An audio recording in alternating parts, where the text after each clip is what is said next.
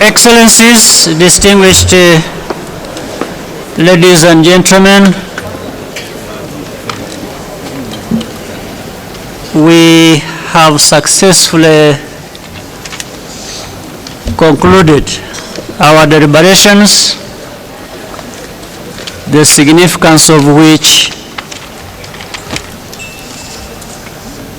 at this extraordinary summit cannot be overstated.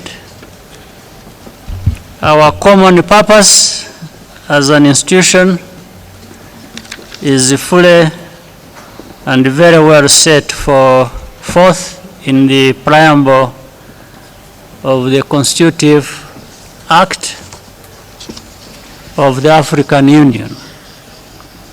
Every element of this mission presupposes a highly capable African Union Commission, a very highly capable African Union Commission, which we want to give our thanks. Today, we have launched the Commission onto a higher performance trajectory with the beneficial effects that will be felt for decades. I want to thank you, Excellencies, Heads of State and Government, for this result. Throughout this process, your unwavering commitment is what has made the difference between good intentions and meaningful action. I also wish to take this opportunity to record my appreciation to the 10 distinguished men and women of the Reform Advisory Team who have assisted us with this assignment from the very beginning. The reform is not an end in itself. What counts is how we use it to secure a prosperous and peaceful future for our continent. I therefore urge the Commission and the Member States to put these decisions into effect as quickly as we can. It is also important to maintain the same high standard of consultation and technical rigor as the remaining reform items are prepared for consideration at our next summit, collaborating closely with other organs. Excellencies, I thank you once again for your participation, and I wish everyone safe travels back home. I now declare the 11th extraordinary session of the Assembly of the Union closed.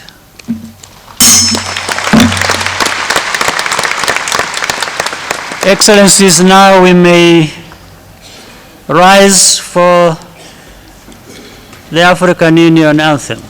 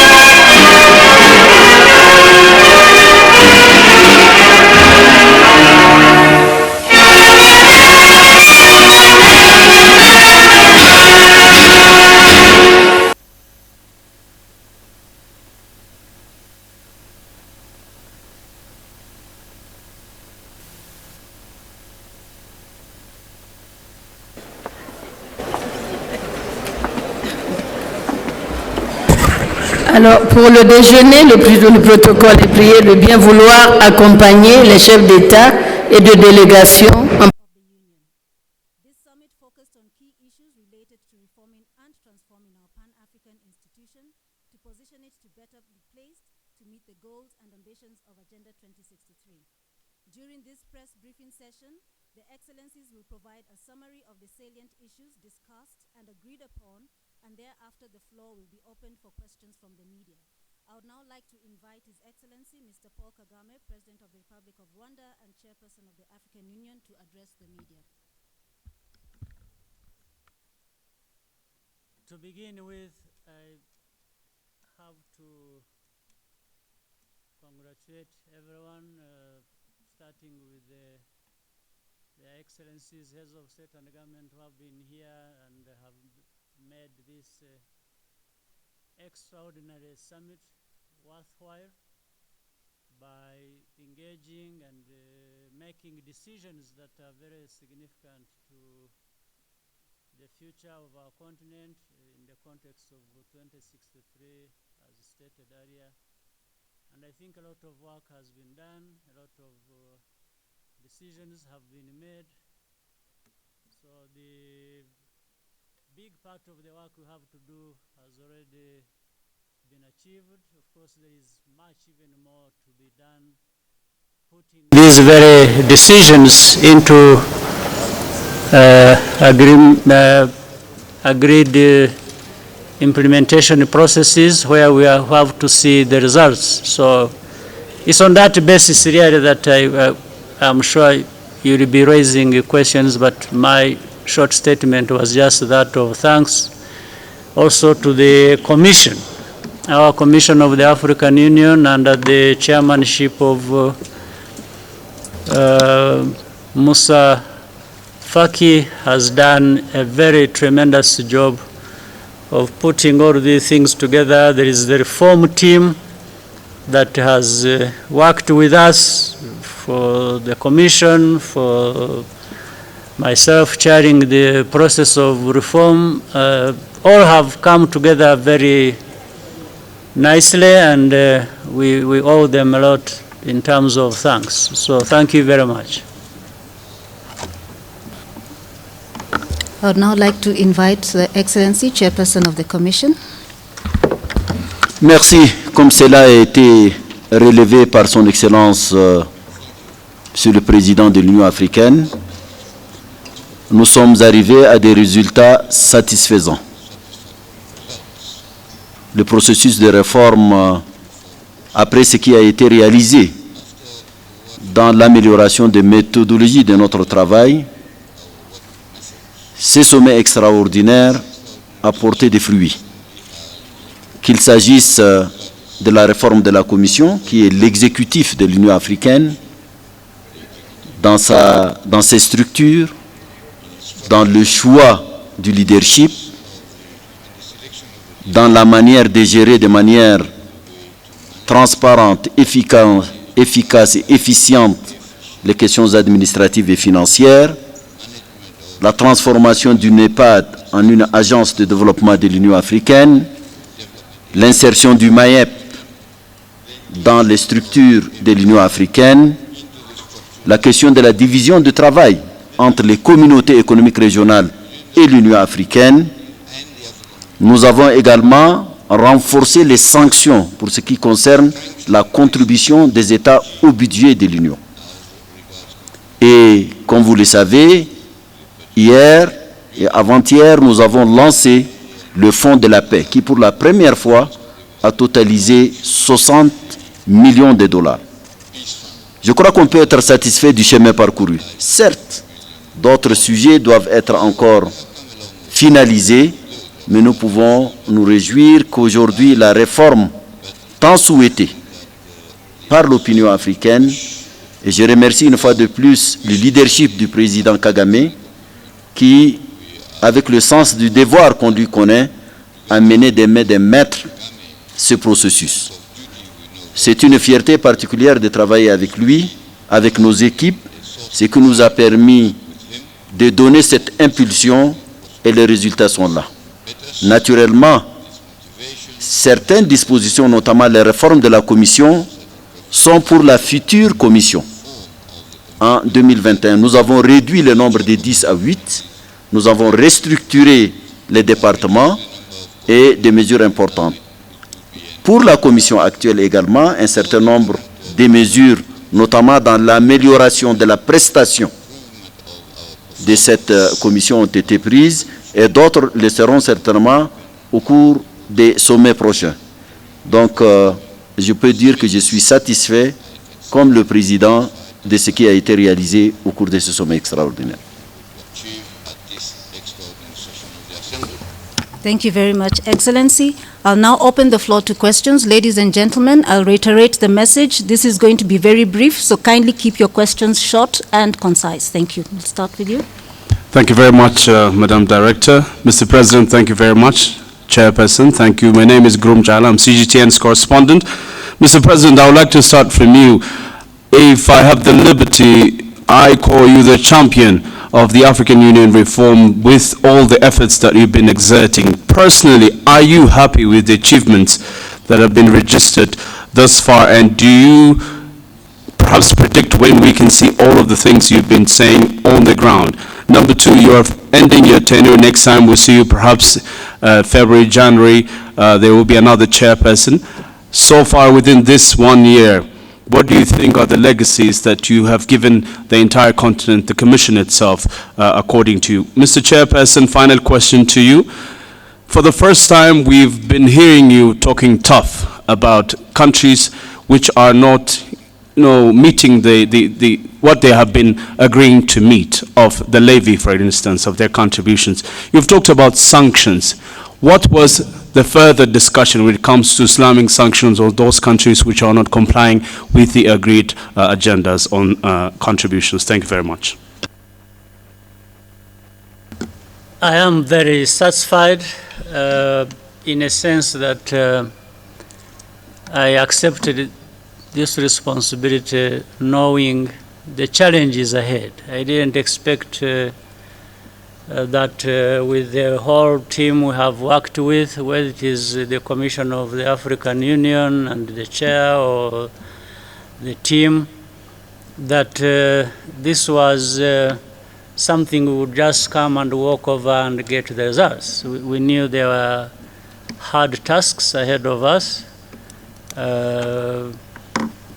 And I think the progress we've made in the given time, we have been doing that, and also given that level of difficulty of the task, I think we have done tremendously well. We've done what was possibly doable, and also in an environment where the leaders of our continent, citizens of our continent, have been very supportive because they also wanted to see change come. They have always wanted change. The moment there is a way of making them contribute to that and have their leaders come together, like we come together in the summits and an extraordinary one like this and different levels, I think that continued working together has brought good results. I'm really satisfied. I have, even with the knowledge that there is a lot of more work ahead for us to do, I'm still satisfied, and we will do that work that lies ahead as well. So by February, yes, we will hand the mantle to another African leader, and that is the way it has been all the time. And every leader that has come has made their contribution, and it will continue like that. But during this 1 year that will be elapsing by February next year, I think we have built on what has been built before by other leaders. We've seen the Continental Free Trade Area come into place. We have seen these continued reforms happen. We've seen more integration of our continent, discussed, different things done for that to happen. We've seen one common air transport market put in place. A number of things have been happening, and I'm not going to say that it all happened this year without having started in the year before, but we have done our part to continue the journey, and I expect the coming president or the chairperson of the African Union to continue with the same momentum, the same progress, and maybe do more things than we have been able to do in the year that we are serving up to February. Je voudrais ajouter tout simplement que tout le monde le sait, le président Kagame n'est pas du genre à s'autosatisfaire. Mais je peux témoigner honnêtement que sous sa direction, pendant cette année, nous avons fait un travail extraordinaire. Nous avons tenu près de 10 réunions à Kigali, autour de lui, avec nos équipes, l'unité de réforme qui est au bureau du président de la Commission et l'équipe technique qui soutient le président Kagame. Nous avons blanchi des nuits, si je peux m'exprimer ainsi. Un travail fouillé a été fait et les résultats sont là.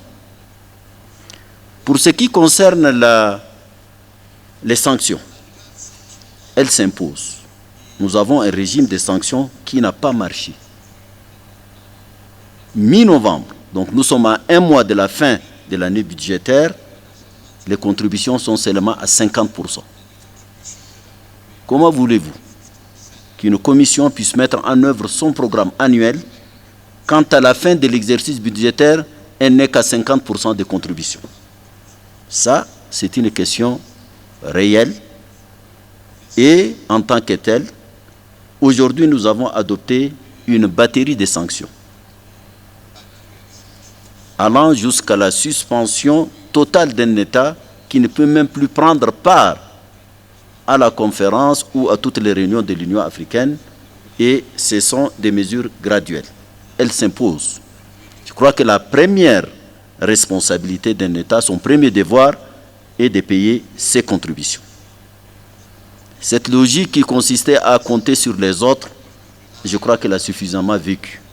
Il est temps, et c'est la raison pour laquelle, pour nous assurer de la soutenabilité, de la prévisibilité, c'est pour cela que le 0,2% d'un prélèvement automatique a été mis sur la table.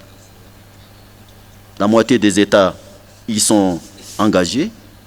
D'autres sont en train de trouver une meilleure façon flexible, mais à la seule condition que le paiement soit fait à temps.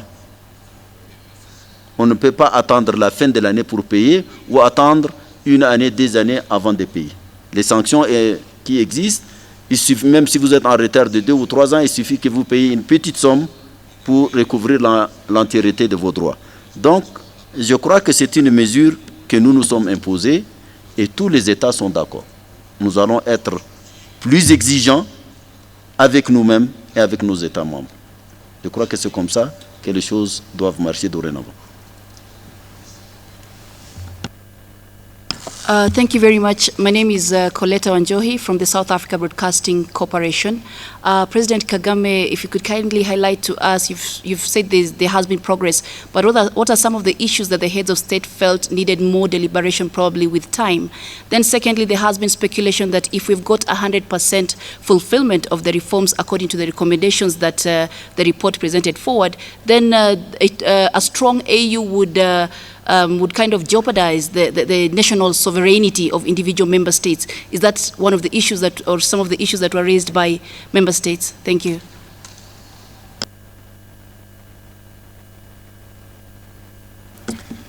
Regional integration, or if we want to bring Africa together, there is no doubt that it is a situation where sovereignties of states may be diluted a little bit. In the integration process, you give and receive.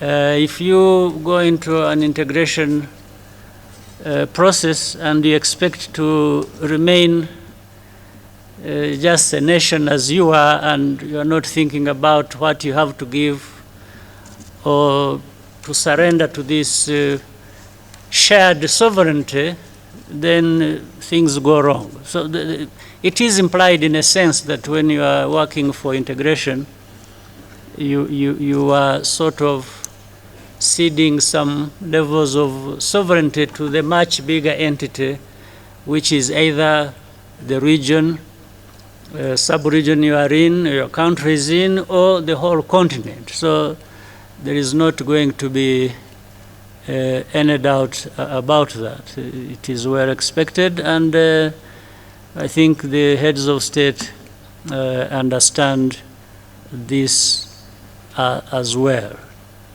The second part is on some of the issues, taking out challenges that heads of state thought should need longer time for deliberation in the reforms.